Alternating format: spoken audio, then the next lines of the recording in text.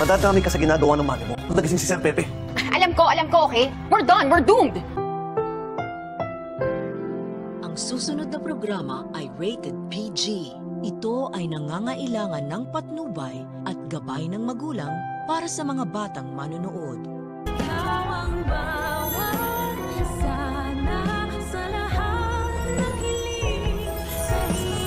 Gusto ko na ma-familiarize yung sarili ko dito sa lugar nyo kasi mukhang matagal-tagal tayo magkakasama.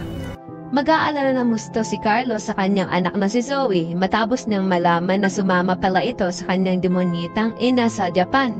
Kay-questionin ni Carlos ang pagsama-sama pa ng kanyang anak kay Moira.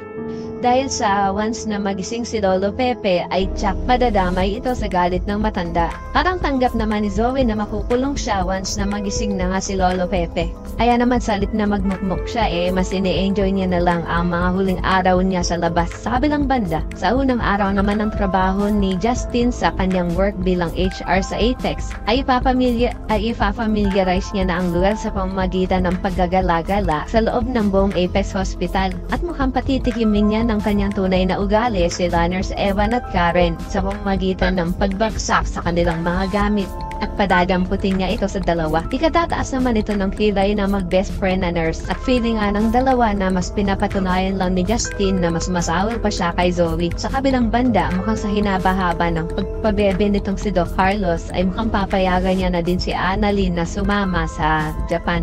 At obvious na obvious naman kasi dahil last year pang pinapakita na magkakasama nga sila Annalyn at kanyang ina pati si Doc Javier at masayang namamasyal nga sa buong Japan. Sa kabilang banda, mukhang inuumpisahan ng manipulahin nitong si Eric ang kanyang dating asawang si Giselle. Sasabihan kasi ni Eric si Giselle na pagdating sa trabaho ay wala namang problema kay Giselle dahil matalino ito at lahat ng mga desisyon niya ay tama.